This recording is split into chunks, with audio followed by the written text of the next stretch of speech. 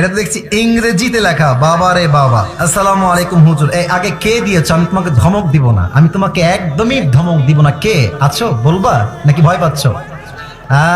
সোনামণি, দাল মে কুছ কালা তো জরুর হ্যাঁ ইহাঁ পে। আচ্ছা ঠিক আছে, যাও, আমি বলবো না। আমি আজকে তোমাকে নাম বলতে বলছি না, আমি পড়া ট্রাই করছি। এদিকে তাকান। আসসালামু আলাইকুম হুজুর, টেক লাভ। ওয়ালাইকুম আসসালাম। প্লিজ আনসার, দয়া করে উত্তর দিবেন। আচ্ছা, আ গার্ল নেমড এ, মানে সে পরিপূর্ণ নামটা উল্লেখ করে নাই, ঠিক আছে। সে লিখেছে marriage a boy named B without her parents permission, মানে একটা মেয়ে এবং একটা ছেলে, এই যে এ দিয়ে বি দিয়ে নাম দিয়ে বুঝাইছে, তারা আব্বা আম্মার পারমিশন ছাড়া বিয়ে করেছে। After some days the girl named A, ওই মেয়েটা, এ নামের মেয়েটা দূরে চলে গেছে, and marriage another boy named C without divorcing the boy named B.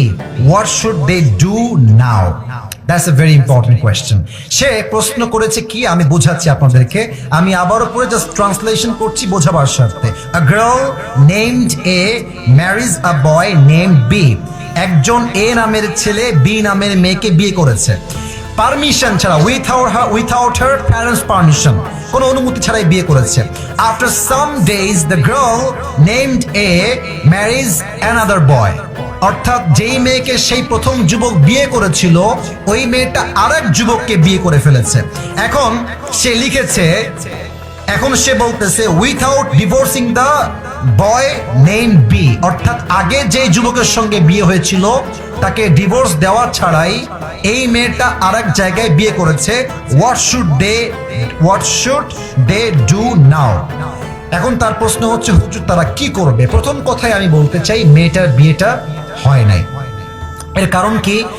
যদি কোনো মেয়ে সেকেন্ড কোনো বিয়ে করতে চায় তার স্বামীকে রেখে, তার স্বামীকে তাকে তালাক দিতে হবে। তালাক দিলেই হবে না, 3টা পিরিয়ড পার করতে হবে। 3টা পিরিয়ড যখন পার হবে তখন স্বামী এবং স্ত্রীর মাঝে রিলেশনশিপটা ফুললি ব্রেকআপ হবে। তখন মেয়েটা চাইলে অন্য কোনো জায়গায় বিয়ে বসতে পারে। এখন সে যে প্রশ্ন করেছে, এই প্রশ্ন হচ্ছে এমন হুজুর, সে ওই প্রথম ছেলেকে ডিভোর্স না দিয়ে আবার আরেক জায়গায় বিয়ে করেছে। আমার মনে হয় যেই মেয়ে প্রথম স্বামীর থেকে ডিভোর্স না নিয়েই অন্য কোথাও বিয়ে বসে যায়, তার চরিত্রে নিশ্চিত ভেজাল আছে যুবক ভাই। আর আমি একটা কথা মনে প্রাণে বিশ্বাস করি, বিশ্বাস বড় একটা দামি জিনিস। সস্তা মানুষ বিশ্বাসের মান ধরে রাখতে পারে না। যেই মেয়েটা তোমাকে ডিভোর্স না দিয়েই বিয়ে করেছে, মনে রাখবা ওইটা আসলে সেকেন্ড টাইম তোমার বউ হওয়ার যোগ্যতা রাখে না, ওকে ডিভোর্স দেওয়াই উত্তম হবে।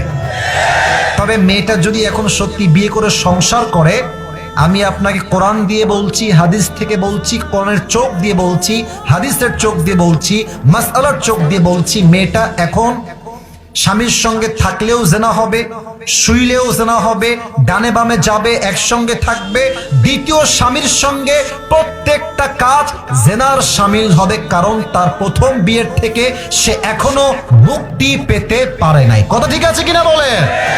আর যে আমাকে প্রশ্ন দিয়েছো তাকে আমি এতটুকু বলতে চাই, যদি এটা তোমারই ওয়াইফ হয়, আমি জানি না কার ওয়াইফ, বাট তোমার বন্ধুরও যদি ওয়াইফ হয়, বন্ধুকে আমার এই মেসেজটা বা ভিডিও পাঠাই দিও। এরকম মেয়ের সঙ্গে সংসার করার কোনো দরকার নেই। এবং এই মেয়েটা যা করছে এখন, বিশ্বাস করেন, যাকে যে বিয়ে করেছে, ওই মেয়েটা যাকে বিয়ে করছে, ওর জীবনটাও জাহান্নাম হয়ে যাবে। এবং মেয়েরা ভাই কি বলবো, বললে কথা বের হয়, মেয়েরা বিয়ের সময় এত পরিমাণ মিথ্যা বলে।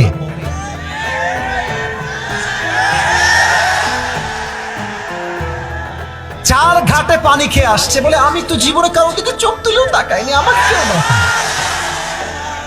এই মিথ্যা কথা বলে যুবকটাকে বিয়ে করে, আর যুবক পরে গিয়ে জানতে পারে যে এইটা সবচেয়ে নষ্টা ক্যাটাগরির মেয়ে। যুবক ভাই, আমার প্রিয় বোনেরা, আপনার বিয়ের পূর্বে সত্য বলবেন, যা বলবেন বাস্তব বলবেন। আপনি আজকে আটা মেখে বিয়ে করবেন, আপনাকে তো বাসর করে মুখ ধোয়া লাগবে যুবক ভাইরা। কথা ঠিক আছে না? তো আমরা বলি আগের বেজার ভালো, পরের বেজার ভালো না।